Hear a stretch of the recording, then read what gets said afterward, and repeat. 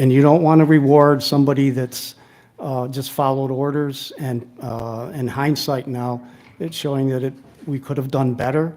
So I would just urge you again to thank him for his service, but please try to find somebody that's going to be a little not used to caving in and standing up strong for science, regardless of what the political pressures are.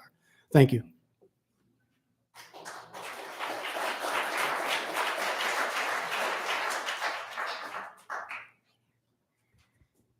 Hello there. I apologize. I haven't prepared anything. It's been a really busy day. I can't even believe that we're actually here discussing the reappointment of Mike Mendoza to his position as Commissioner of Public Health. I can't even believe that we're discussing it. We are now in a stage where gubernatorial candidates in New York State are calling for investigations into the abuse and torture of senior citizens in nursing homes because of compliance with policies that were torturous, barbaric, and devastating. Mike Mendoza was begged by some of the people in this audience to address the torturous conditions faced by their parents and loved ones who died alone in county facilities. That's not to mention the blind compliance with masking, which we know now didn't work and is also detrimental to children. The blind compliance with lockdown policies that destroyed businesses, livelihoods, and families, and a refusal to have any transparency whatsoever. 2.5 years and Mike Mendoza has not been called in front of this body, which is controlled by Republicans. Shame on Republicans for not bringing him to the fore. This body has not asked him for transparency. This body has not questioned him about any of the policies. We now know that the rollout of the vaccines are dangerous. They are not effective and they're not safe. Yet this county, with Mike Mendoza at the helm, pushed them on every citizen, stood by when nurses were fired from their jobs from hospitals, doctors, and healthcare workers. Everything about his reign of terror in this county needs to be scrutinized, not from the perspective of reappointing him for 6 years to the tune of $250,000 a year, I think is what his paycheck is, which is outrageous. There are conflicts of interest regarding his position with URMC. The list is a mile long. And I can't believe that the Republicans in this body would deign to do this. So I'm here to put you all on notice that I will be devoting all of my platforms, Twitter, Facebook, my radio program, for the next 3 weeks to make sure that this doesn't happen. This is an outrage, and it's outrageous that the members of this body would not hear the people who have been speaking out now for 2.5 years. This will be my mission number one with everyone on my platforms. Names will be named. And we will look in the history. We will try Mendoza ourselves if we have to. This cannot stand. Thank you.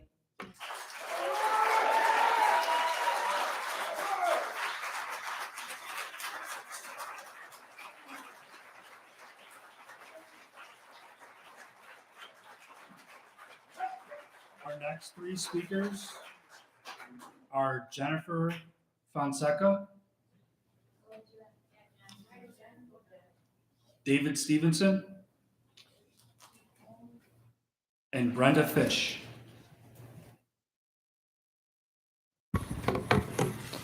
Thank you very much. Already, my 2 friends here have already stated some of the things I was going to state in regards to this meeting tonight and the recommendation of Dr. Mendoza as Commissioner of Public Health. So I will go straight into 2 main points. It is a shame that I am standing here in front of you and for this appointment for another 6 years of a doctor who was to serve the Monroe County residents. If you go to the doctor with something, you would expect a doctor to treat. You would expect a doctor to explain. You would expect a doctor to take care of you. You would expect a doctor to research. There is so much research out there. Also, within this chamber, I have read on social media lately that we are a loud minority. Look behind you. This is not a minority. We are a strong crowd that feels strongly of the disgrace that has happened in the last 2.5 years to our family, to our friends, and to our community. Let's go back to research. A doctor's place is to research. There's a lot of research out there. There's a lot of pro, there's a lot of con, there's a lot of in between. Let me just show you two important points in regards to vaccinations that Dr. Mendoza has been pushing, because he is only following orders from Kathy Hochul and prior to that, Cuomo, who told him what to do instead of thinking for himself and thinking for what is right for our community. We're going to start with the VAERS report. Many people say that that's not true information. No, it's not, because it's only about 1% of the actual reporting of what's happening with the vaccine across our country. To date, we have almost 30,000 people who have died from the vaccine, from the COVID vaccine. We've had almost 1.5 million vaccine injuries. So let's correlate. 'Cause I don't, as a data person, I don't go on one data point. I go on two or three. There is the Countermeasures of Injury Compensation Program, the CICP data, which I'm sure Dr. Mendoza is familiar with, that is reporting any injuries or death based on something. Since 2010, there has been 9,657 claims have been filed to this committee. As of August 1st, 2022, of these 9,657, 9,153 have been related to the COVID vaccine due to death or injuries. That alone are two huge points not to look at lack of consent when vaccinating kids and what is going to happen in the future. So I am asking that this committee vote no tonight. Do not send this on to September. Do not renew this contract for 6 years. Let's look for somebody who can do the job, that can research and can serve every constituent. Thank you.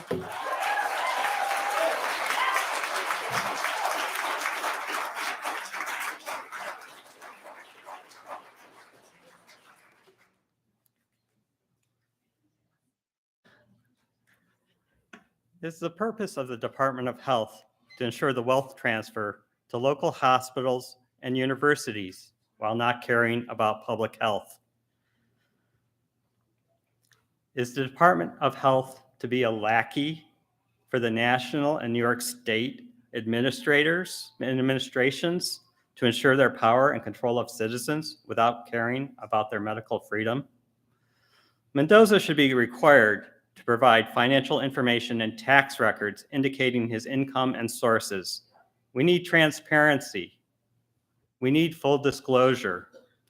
Mendoza's conflict of interest appears to come from large income provided by the University of Rochester Medical Center, which causes him to ignore the interest of public health.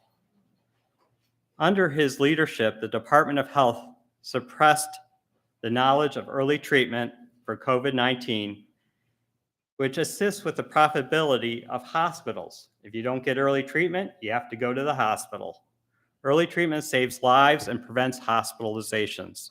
Early home treatment is one of the 4 pillars of pandemic response. According to Dr. Peter McCullough, up to 85% of COVID-19 deaths could have been prevented with early treatment. That's a lot of blood on Monroe County's hands. Why isn't the legislature asking the Department of Health about the suppression of knowledge of early treatment? Why is it being kept a secret by Monroe County? Will our Department of Health follow any and all policies that are dictatorial by our national and state governments to the detriment of Monroe County citizens, including the denial of informed consent regarding vaccination and the right to decline unwanted medical intervention? The Department of Health has implemented dictatorial policies regarding shutdowns and lockdowns, which kill small businesses and close public schools, harming both parents and students. It is surprising that Republicans don't care about killing small businesses and Democrats don't care about closing public schools. Both Republicans and Democrats here don't care about the mandatory vaccination policies, which caused the firing of many healthcare workers, undermining healthcare in our community. I was threatened myself with firing because I work for a company with more than 100 employees. My wife's company struggles with supply chain issues because pandemic fears remain, because they would have disappeared if we had followed early treatment and people overcame their fears of the pandemic. In the American War for Independence, local government officials were the chief obstacle to the tyranny of the English crown. This was based on John Calvin's doctrine of lesser magistrates and Martin Luther's doctrine of inferior magistrates, which gave moral authority to local governments to resist the tyranny of King George. Please summarize. The Department of Health chief concern seems to be their 30 pieces of silver, which is the price to betray the people of the Monroe County. Thank you.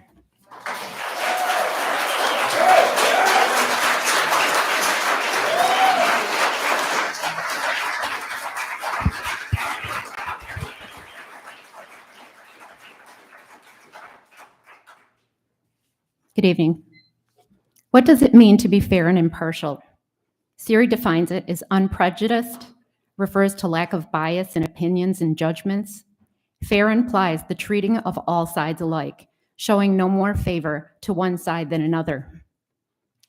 Do you believe that Dr. Mendoza, an employee of URMC, has the ability to be fair and impartial when mandating medical guidelines that financially impact URMC's bottom line? I beg to differ. For decades, physicians would work with the patient to discuss treatment options. In this relationship, the physician gives the patient the different options available, and then the physician and patient together would make the best individual medical decision for the patient, not one size fits all.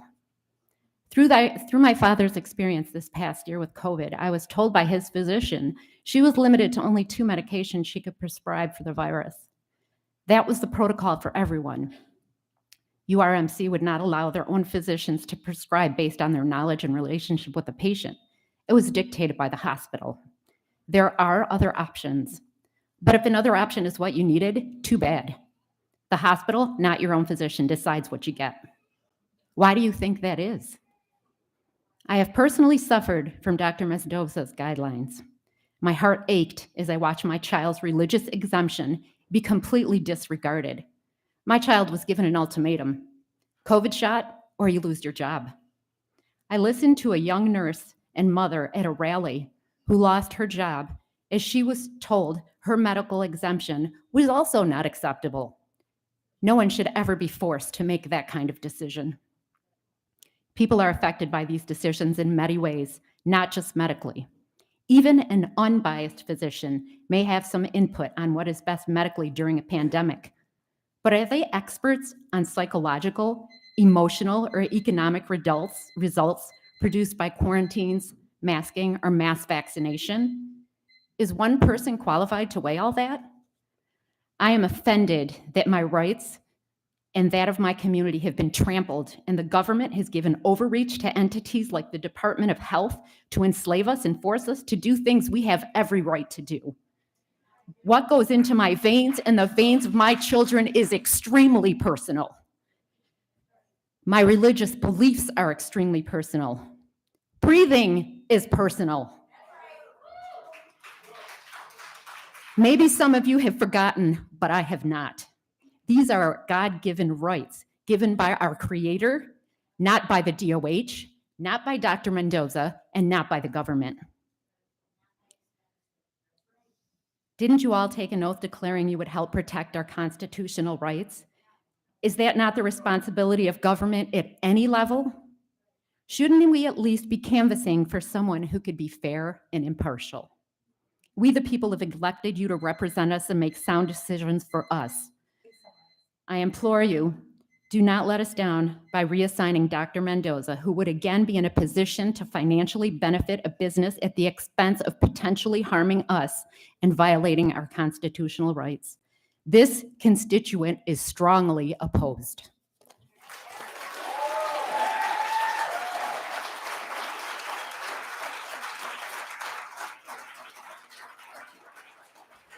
Our next 3 speakers are Virginia McIntyre,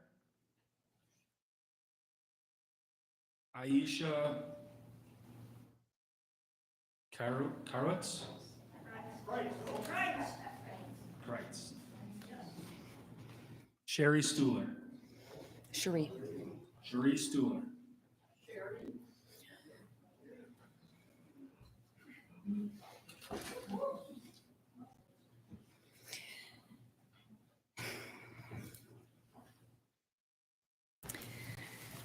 Good evening, Health Services Committee. We've heard some very, very strong arguments, and certainly I understand them, especially because my mother, who's sitting right there, was denied a kidney because her religious beliefs will not allow her to take this vaccine. But I'd like to bring a bit of a different perspective to this conversation. I was born and raised in Gates, but I lived in Italy from 2002 to 2021. During my time in Italy, I had the honor of working as an English language consultant for the public healthcare system, specifically for Carlo Poma Hospital in Mantova. I worked with many excellent doctors on the English versions of their research for international publication, as well as verbally coaching many doctors for their speaking engagements and conventions. And despite the pride I take in this work, I must report that my overall experience with this type of public healthcare system was negative. Many Italians have very little confidence in the care they receive, and this is due to a lack of checks and balances within the system. The entire system is funded and managed by the same group of people who would be in charge of looking into mistakes or misconduct, leading to a perception that the system is not reliable for the average tax-paying patient. The general population feels that their criticisms and concerns will not be addressed or even heard. For this reason, I would strongly advise against appointing any individual, no matter how good their intentions may be, to the position of Monroe County Department of Health Commissioner, if they are currently employed by either of the two major hospital systems in Rochester, namely Rochester Regional or URMC. It is essential that the publicly funded commissioner and of semi-private sector that the commissioner must regulate remain separate, managed and regulated by separate individuals. So I appeal to your logic, committee. I ask that this committee take the time necessary to create a special committee to canvass for a list of candidates that are not currently working for Rochester Regional or URMC to maintain. This would maintain the perception of objectivity and guard against any perception of conflict of interest. I would also like to note that I am available to discuss my experiences and reflections on this issue if anyone on the committee would find that helpful. Thank you.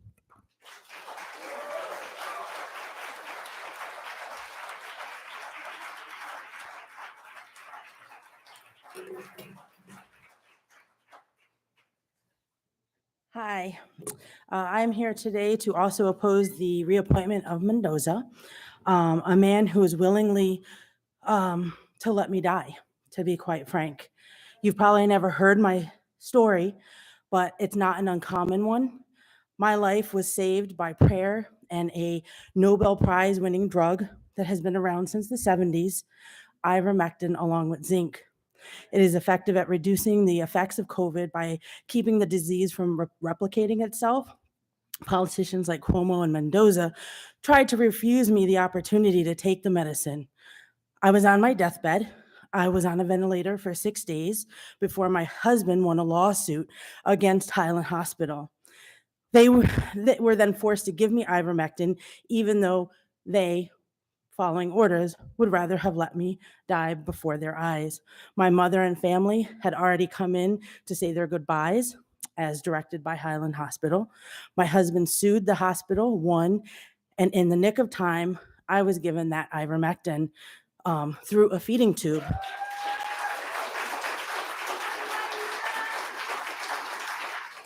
I started doing better within 24 hours of that first dosage. I was off the ventilator in 9 days and out of the hospital in another 4. I stand here today alive and well, despite Mendoza and the policies of death that were allowed and promoted not because of him. You have not heard my story or others like mine because the media refuses to report on it. And quite frankly, I think many don't want to hear how people like Cuomo and Mendoza failed. Either that or they sought to kill us by depriving us the cheap and most simple and proven solution to COVID that there is, ivermectin. Mendoza did not only not stand up for me and those like me to help save my life, but he ignored and denied the science. He took the pharmaceutical payoffs and violated his Hippocratic oath for his personal enrichment. We deserve to have someone who knows the difference between science that is political and medical science fighting for Monroe County residents. Thank you so much for your time.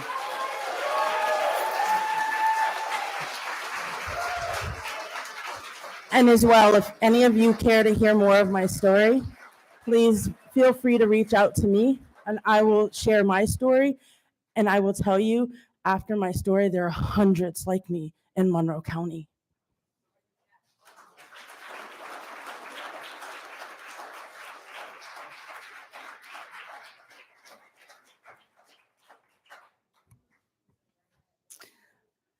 Okay, that's a hard act to follow.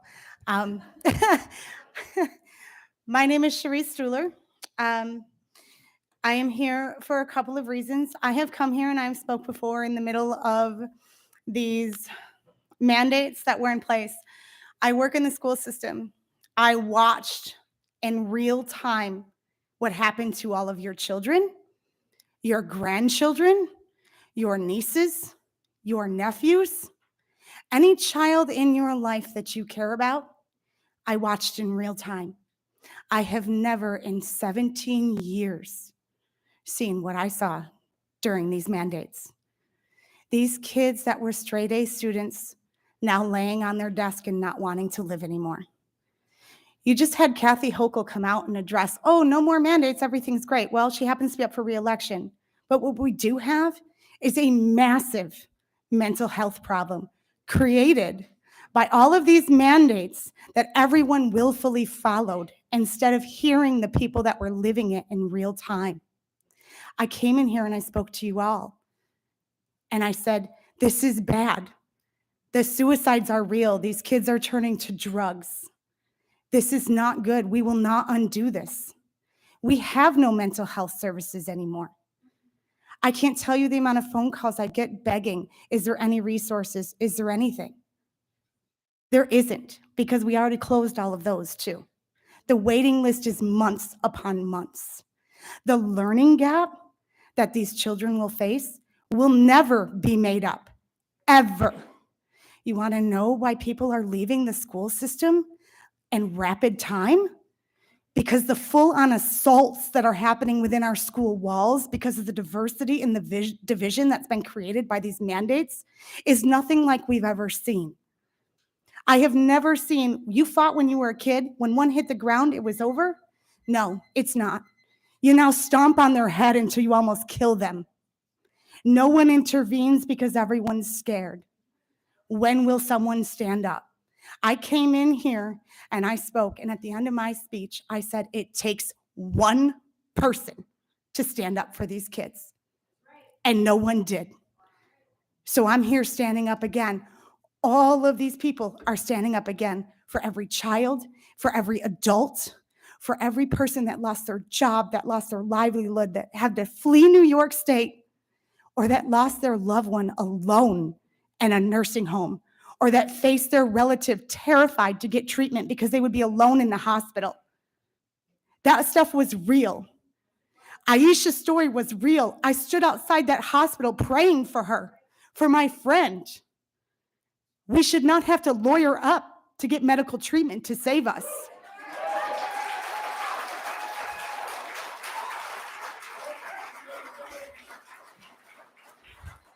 We have been told that we are a small, loud minority. Well, I have a couple of petitions here to tell you we are not. I started a petition late Friday morning, and it collected 540 signatures by 4 p.m. today. That's not a small, loud minority. There's another previous petition that was started, 200 signatures. I will submit them for your review. I'll print copies for anyone who wants them. Please feel free to reach out.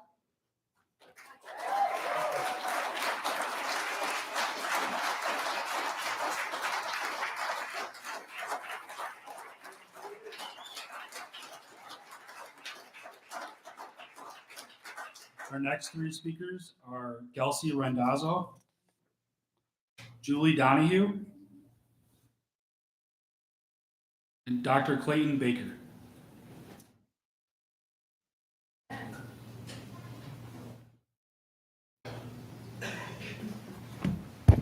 Thank you. 2 minutes, 120 seconds. That's how long I have to stand before you to summarize the atrocities that occurred within skilled nursing facilities and assisted living facilities. That is how long I have to summarize over 2 years of emotional anguish and turmoil. My name is Kelsey Randazzo. I once stood before you to serve as a voice for the voiceless. Now I stand before you to serve as a voice for the deceased and for the families still reeling the aftermath. My grandmother was admitted to a skilled nursing facility in January 2020, 2 months before the shutdown. For 10 whole months, we pleaded to be let into facilities to visit our loved ones. We held rallies, spoke to numerous news outlets, many at the national level, wrote to local officials, and attended press conferences to advocate for our seniors and veterans who were being left alone to rot behind closed doors all alone. Our cries fell on deaf ears. As a result, our seniors and veterans were not only victims of COVID-19, but victims of starvation, isolation, and neglect.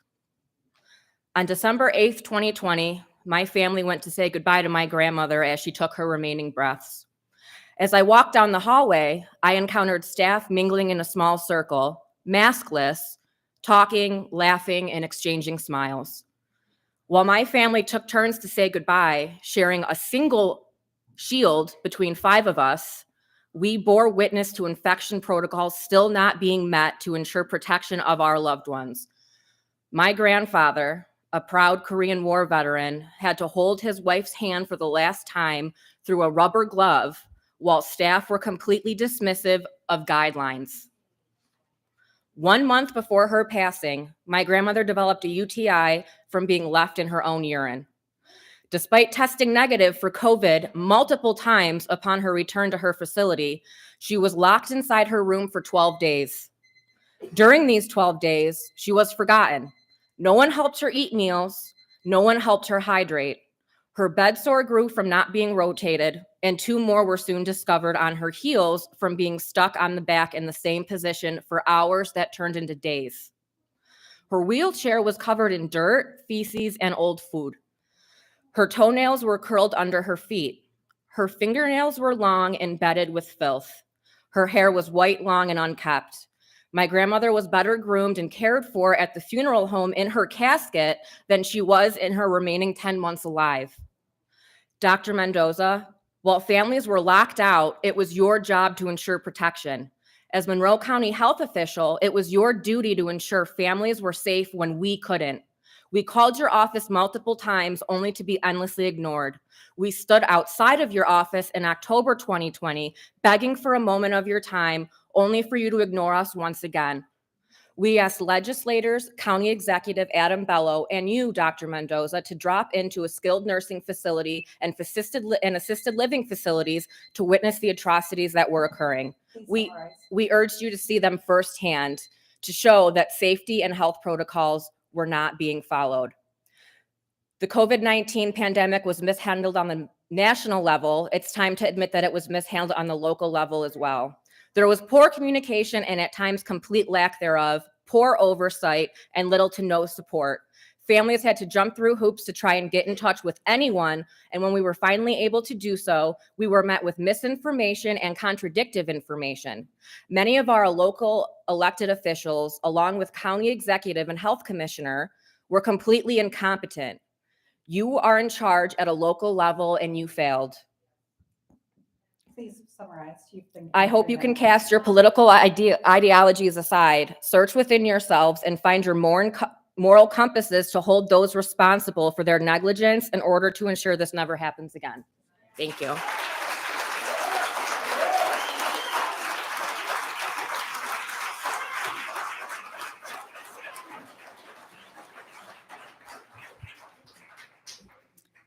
I'm here representing De jure Assembly of Monroe County. We are here to oppose the reappointment of Dr. Mendoza for County Health Commissioner. Here are the reasons for our objections. On December 2nd, 2020, Dr. Mendoza delayed elective surgeries, causing additional damage to the physical and emotional health of Monroe County men and women. He put visitation restrictions in place for hospitals and nursing homes. This caused and continues to cause anguish for those patients and their family and friends. People need an advocate when in these situations, and were not given that opportunity. Patients died alone without loved ones to see or comfort them at the end.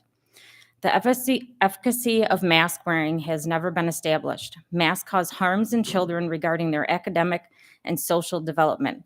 Furthermore, children were not at risk from COVID with a greater than 99% survival rate. Mandates are not laws, and Dr. Mendoza should not have enforced the mandate.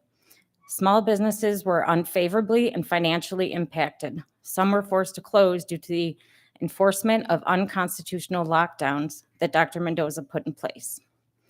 We were denied our unalienable rights to move freely about the county due to Dr. Mendoza's quarantine orders. This included closing churches while liquor stores remained open. This was unconstitutional, as nothing, not even an emergency, gives any elected or appointed official the right to deny our God-given rights. Dr. Mendoza offered bribes to influence men, women, and children to get the COVID shots, including gift cards, free sneakers, and beer. This was done although the COVID shots were under and are still under emergency use authorization. Patients were not given proper informed consent, nor provided with written consent forms as required by law. Adverse events occurred, including myocarditis in children and young men, as well as multiple other issues. Governor Hochul implemented a new mask mandate on December 13th, 2021. 13 New York counties decided not to enforce the mandate, as a mandate is not a law, yet Dr. Mendoza chose to enforce it. For these reasons, we strongly object to the reappointment of Dr. Michael Mendoza for Monroe County Public Health Commissioner. We need a commissioner that will follow his oath of office and do what is best for the people he represents, not follow a narrative that is false.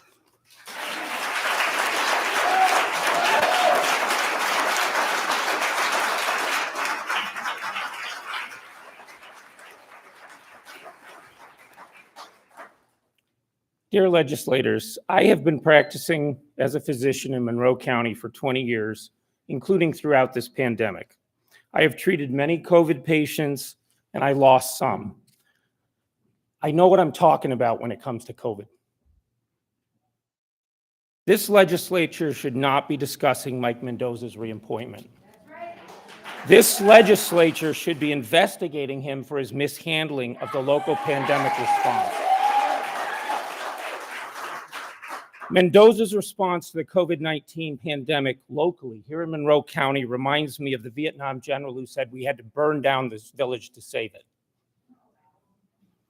His mishandling did far more harm than good. Among its results, which have been stated already, but I'm going to summarize them very quickly: the unnecessary deaths of numerous nursing home residents.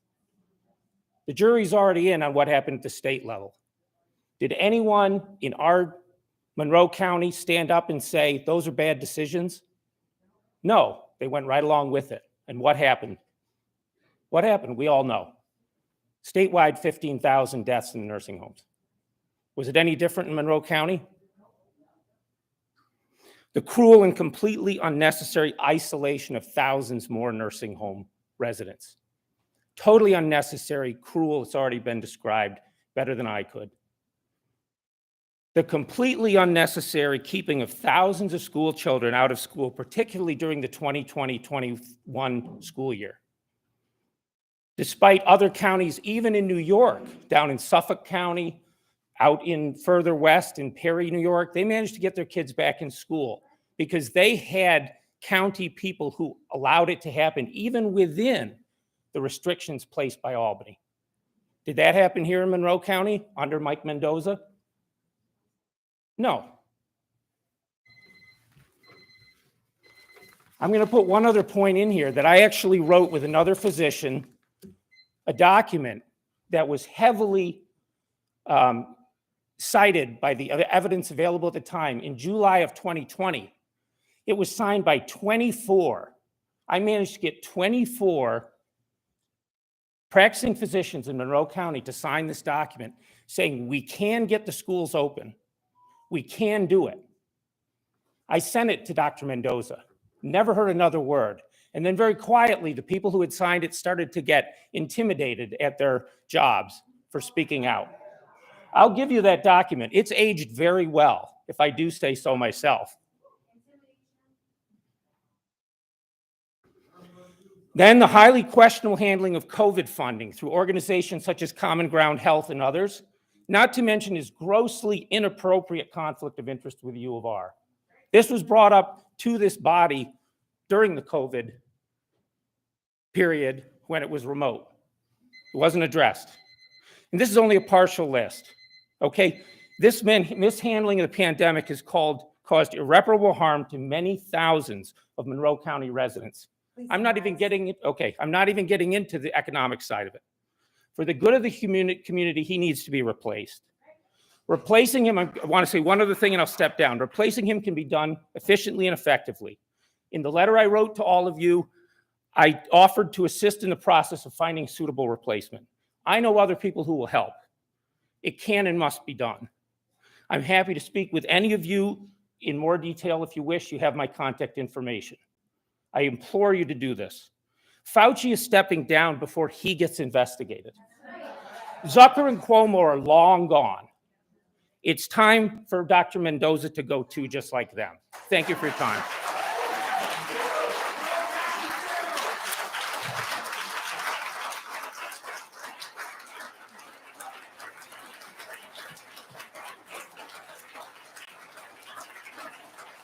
Our last two speakers are Kevin Lockhart and Marcus Williams.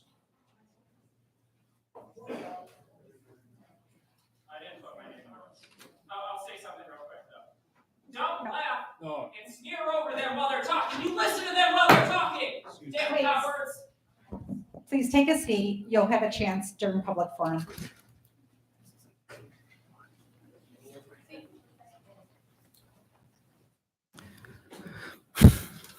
Good evening. My name is Marcus C. Williams. I have lived in my community pretty much my whole life. I live in the 137th Assembly District.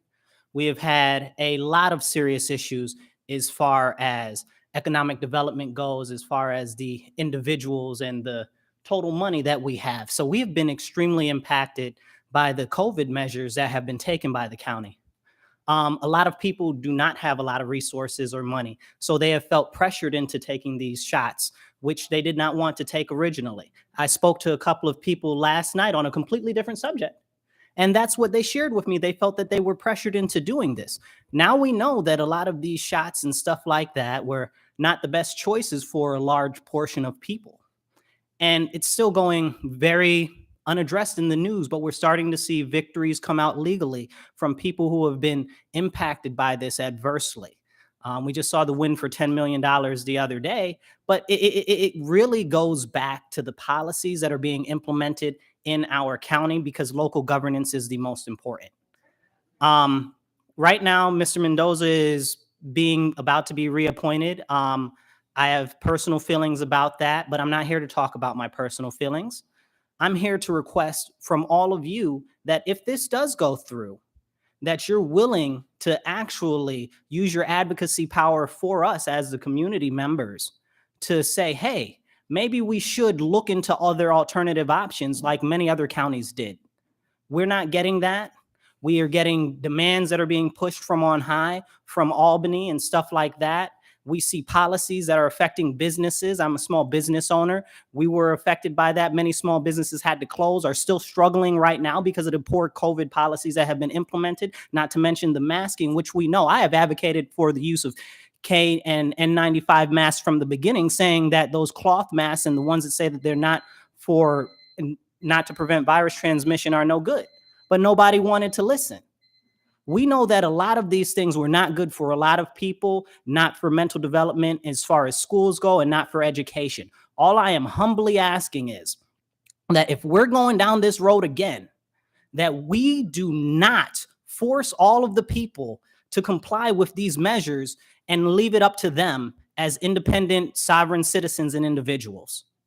Thank you guys for listening to me this evening. I appreciate all of you. I know a lot of you are good people and do care, so please express that openly and do not just go along with anything. Thank you.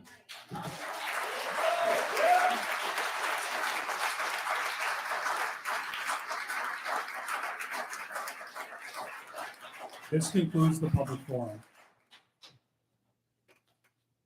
Is there anyone present who has not signed up to speak who would like to address the committee at this time?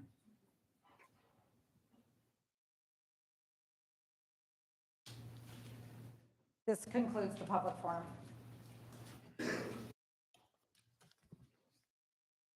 The next item on the agenda is the approval of minutes. You have the July 26, 2022 minutes before you. They will stand approved unless the clerk is notified of any changes by the end of day. The next item on the agenda is new business. Mr. Clerk.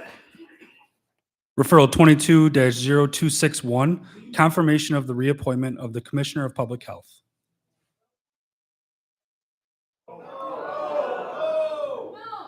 many people spoke in favor of him tonight? Please refrain and let the legislator speak.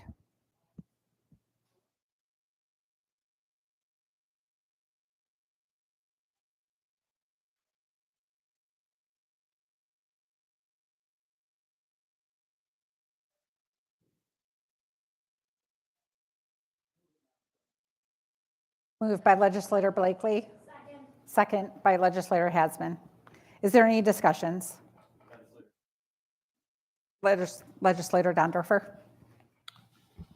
Through you, Madam Chairman, to Dr. Mendoza. I have a few follow-up questions that I'd like to ask you based off of my own questions, and then we'll get to the other things as we go on. How many times did you meet with this legislative body during the pandemic where it was a question and answer session where we expressed our concerns to you and you went back and forth with us?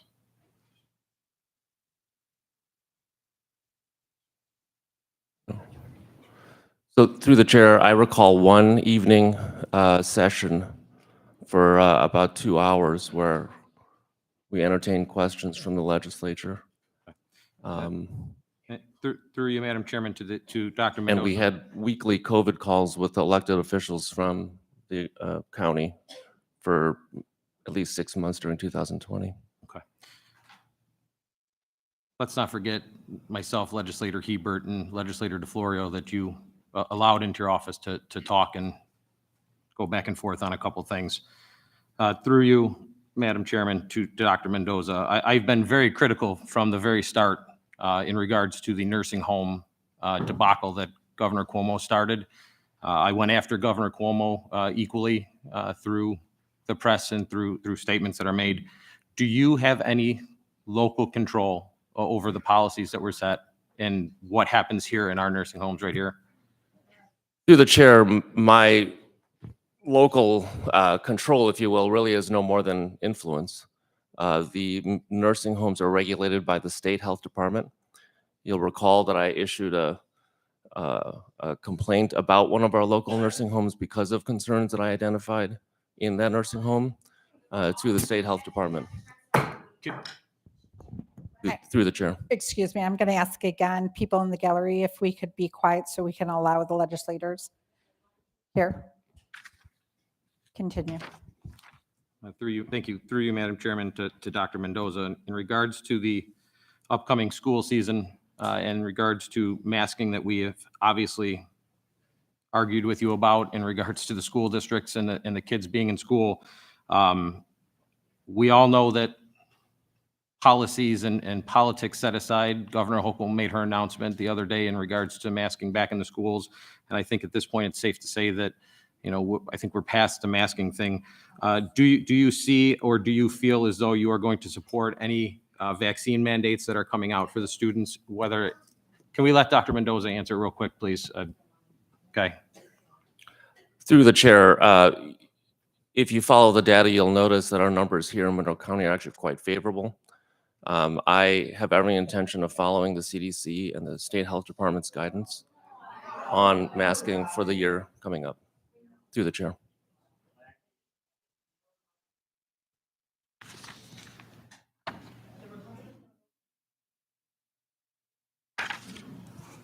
Sorry, I've been scratching notes throughout this entire event here.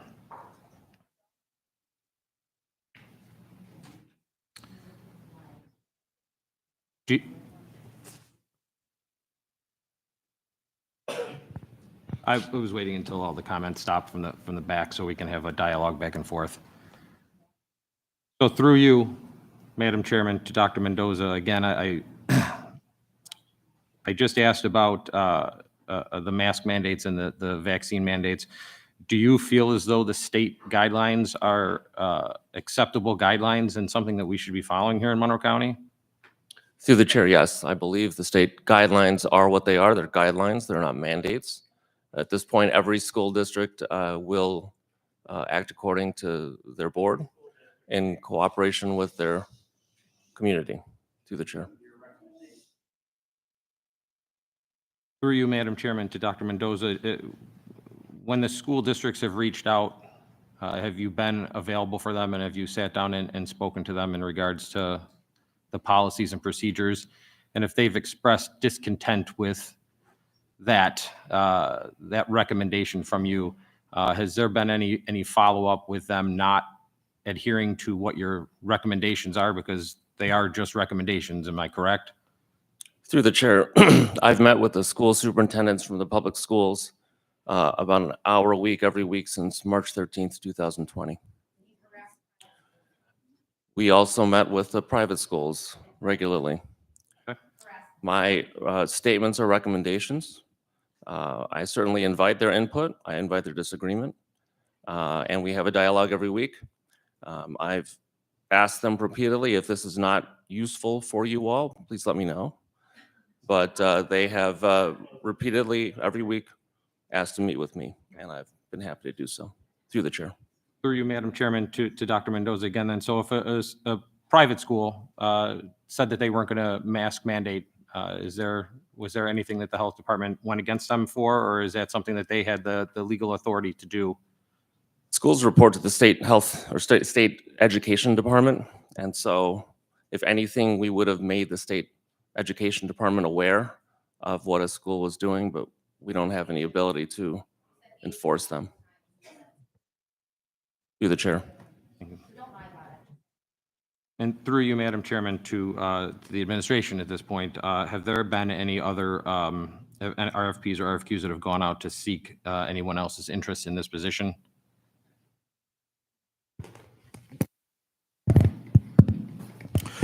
Through the chair, no, we've not. Okay. I have no further questions. Legislator Brew.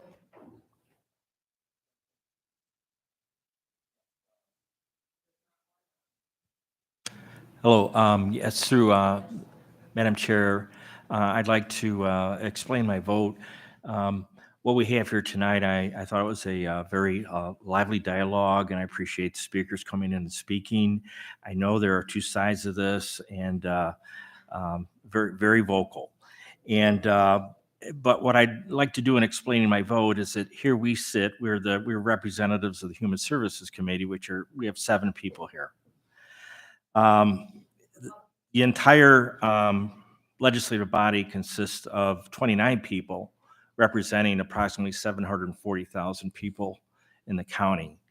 I feel that even though some of us may not have made our minds up yet where we may or may not support Dr. Mendoza, I do firmly believe that this needs to be forwarded to the full legislative body and decided upon when it does come before the legislature. So that way, every legislator can represent their constituents in their legislative districts and make those decisions based upon that while representing the entire county of Monroe. Thank you. Is there any other discussion? Legislator Udelson. You mentioned.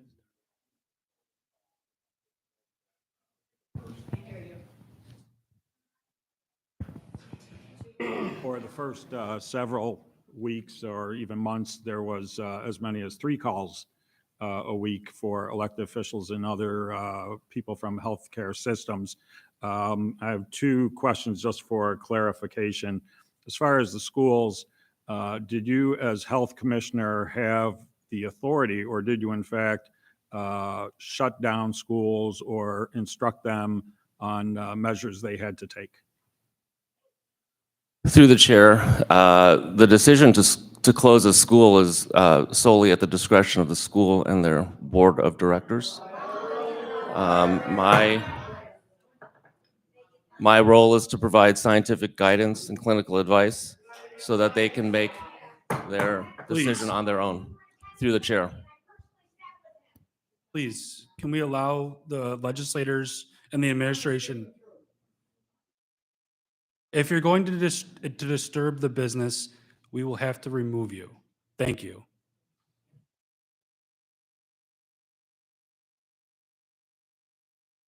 Sure, I heard the final part of the answer, if I could ask. Can you repeat the part of the question you didn't hear? Just as far as whether, I understand that your feedback to them was guidance, but I was just clarifying the point that you don't have the authority to shut down a school or impose other measures. Through the chair, that is correct. And my other point for clarification, a couple of the speakers asked about or mentioned potential conflict of interest. And my point for clarification is it accurate that to be the health commissioner, regulations require you to maintain a clinical practice through a setting like URMC? Through the chair, when I was initially appointed, then County Executive Cheryl Donolfo included in my appointment the requirement that I maintain clinical hours so that the health commissioner can maintain an active medical license. My way of doing that as a board-certified family physician is to see patients. Through the chair. Thank you, Madam Chair. Is there any other discussion? Yes, Legislator Dondorfer. Legislator Dondorfer. Thank you. Through you to the administration. Actually, I'm sorry, through you to Dr. Mendoza. We were just talking about your outside employment. Does the University of Rochester Medical Center directly or indirectly receive any funds or benefits from the county in any way due to the actions that you take as the public health commissioner? Through the chair, no, they do not. You had made mention that former county executive Donalfo was the one that appointed you and approved you for your family practice medicine to stay board certified. That is Monroe County policy, is that the county executive through the director of human resources approves that. Has his county executive Bello approved that as well going forward through his tenure here for Dr. Mendoza? I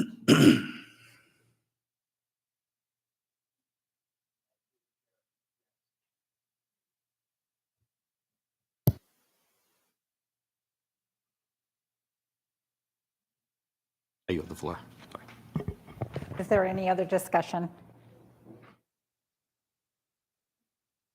Seeing none, all those in favor, please signify by saying aye. Aye.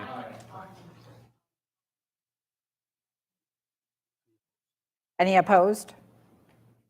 Item carries. Next item.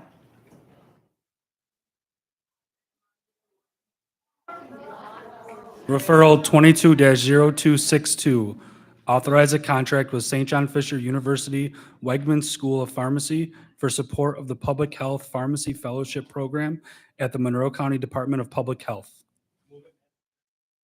Moved by Legislator Brew, second by Legislator Dondorfer. I would like to declare my interest. Is there any other discussion? All those in favor, please signify by saying aye. Any opposed? Next item. Referral 22-0263, acceptance of a grant from the New York State Department of Health for the Beach Monitoring and Notification Program, formerly known as Beach Act Program.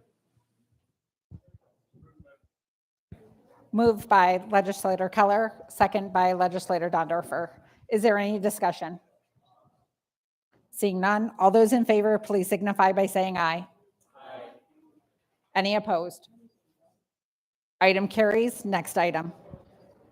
Referral 22-0264, acceptance of a grant from Health Research for the Overdose Data to Action Program. Moved by legislator Dondorfer, second by legislator Brew. Is there any discussion? Legislator Dondorfer. Chair. Through you, Madam Chairperson, to the administration, in what situation would the emergency placeholder funding be authorized?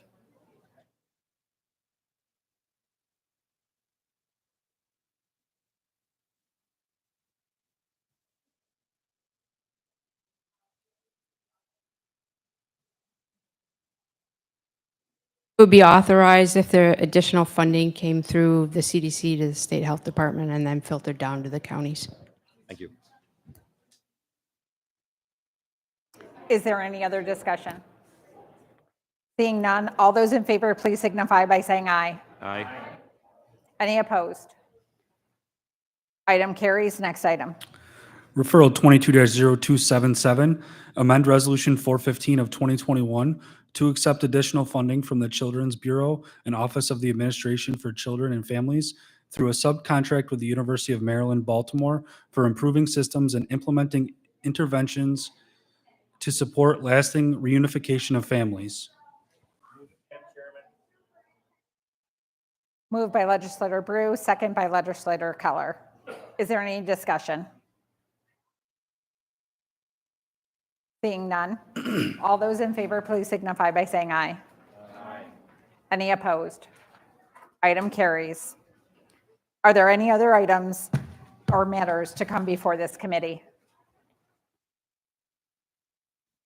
There being no other matters, the August 23rd, 2022 meeting of the Human Services Committee stands adjourned. The next meeting of the Human Services Committee will be held on Tuesday, September 27th, 2022 at 5 p.m.